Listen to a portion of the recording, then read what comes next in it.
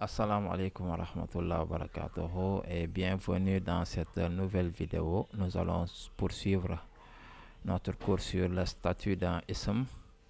La dernière fois, nous avons appris à déterminer le statut d'un ism dans une phrase, c'est-à-dire quel rôle jouer un ism dans une phrase, les différents rôles qu'un ism peut jouer dans une phrase.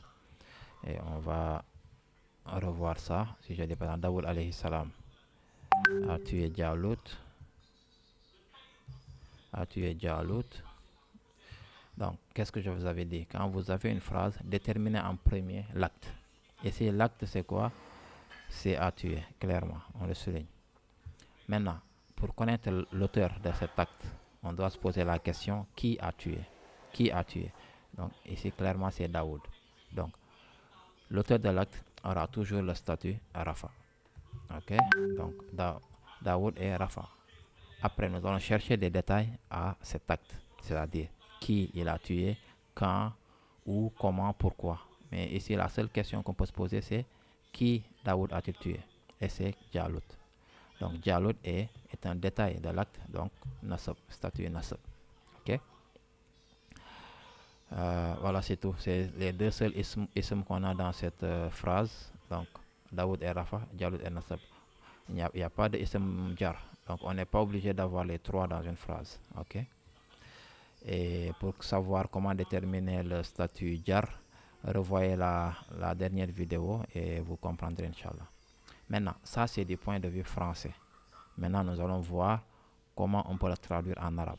Et vous allez voir que c'est beaucoup plus facile de déterminer les différents statuts en arabe. Ok? Mais avant cela, je vais écrire trois phrases ici en arabe. D'abord, Allama. Je vais juste changer la police.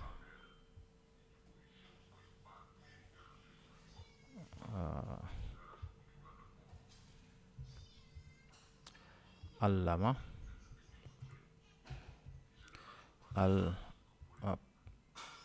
Allama. Al-Ustazu. Allama al-Ustazu. At-Talibu. Allama al-Ustazu at-Talibu. Ça, c'est notre première phrase. Deuxième phrase. Allama. Cette fois, al-Ustaza. Ici, c'est plutôt at-Taliba. Voilà. Allama al-Ustazu at-Taliba et Allama al-Ustaza at-Talibu. Ok? Donc, d'abord, en français, quand nous avons une phrase, on a toujours un ordre qui est établi, c'est-à-dire on écrit d'abord l'auteur, l'acte qu'il commet et ensuite les détails de l'acte. Il y a un ordre à respecter, sinon la phrase n'aura pas de sens. Sauf qu'en arabe, c'est un peu différent. En arabe, pour déterminer un ism, le son de fin que le ism a va nous permettre de déterminer si le ism est Rafa, Nasab ou Jar. Donc, peu importe l'ordre qu'on établit, peu importe l'ordre des mots qu'on place, grâce au son de fin des ism, nous pouvons déterminer le statut de ce ism, s'il est Rafa, s'il est Nasab ou s'il est Jar. Donc, dans les deux phrases que nous avons, prenons la première. Ici, on a le mot Allama. Allama qui veut dire à enseigner. Allama veut dire à enseigner. Donc, c'est l'acte. Maintenant, comment savoir qui est l'auteur de cet acte à enseigner et quels sont les détails. Donc, alors, nous savons qu'en arabe, on a les sons qui sont très importants. Les sons de fin d'un ism vont nous permettre de déterminer si un ism est Rafa, Nasab ou Jar. Donc, si vous avez un ism qui finit par le son ou bien le son un, c'est-à-dire ou bien un, donc automatiquement, dites-vous que ce ism est Rafa et qu'il est l'auteur de l'acte. Ok? Et si par contre le son de fin du ism c'est a ou bien an, donc dites-vous tout de suite que c'est un détail. Ok? Pour le moment, bien sûr. On verra plus tard. Il y a d'autres raisons pour qu'un ism soit nasab, mais pour le moment, dites-vous que dès que vous voyez un ism qui finit par le son a ou an, donc c'est un détail. Et le troisième cas, c'est si le ism finit par le son i ou bien in, il est jar. Donc, dans le cas qu'on a ici, dans la phrase qu'on a ici, si Allama veut dire à enseigner, qui doit être l'auteur? puisque al-ustazu finit par le son ou, donc il est rafa, donc il est l'auteur de l'acte. Et al-ustazu veut dire le professeur. Et at-taliba, ici est nasab, qui veut dire l'étudiant, donc ici il est le détail. Donc la traduction de cette phrase sera attention, excusez-moi, mon clavier là, voilà, le professeur a enseigné à l'étudiant. Voilà. Donc, ça, c'est comment on a déterminé que le professeur est l'auteur de l'acte à enseigner, il a le son de fin ou, donc il est rafa. Et at-taliba est nasab, grâce au a. Dans le deuxième cas, on a à peu près on a le même ordre. On a d'abord allama, al-ustaza et at-talibu. Sauf que cette fois, regardez les sons de fin. Al-ustazu, ça finit par a. Et at-talibu, ça finit par ou.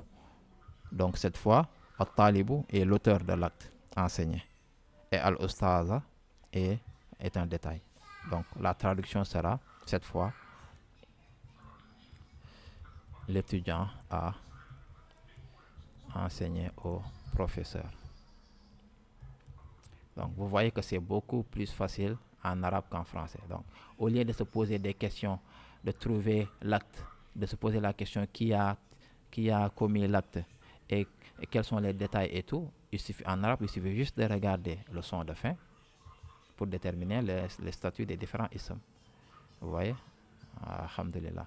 Maintenant, on va faire pour finir, on va prendre le Coran et essayer de déterminer le statut de certains isms. Donc on va prendre la sourate Al-Fatiha. Voilà. Et je vais vous montrer, comme vous n'êtes pas arrivé à un niveau où vous pouvez déterminer ce qu'est un ism en fi'il, vous ne pouvez pas encore faire la différence entre un ism, un fi'il et un harf.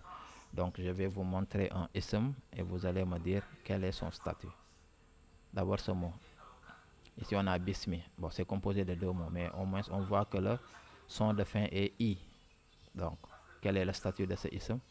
Jar. Voilà, puisque ça finit par i. Le mot Allahi finit par quoi? Par le son i. Donc, jar. Ar-Rahmani et Ar-Rahimi, c'est deux mots pareils. Ils finissent avec le son i. Donc, ils sont jar.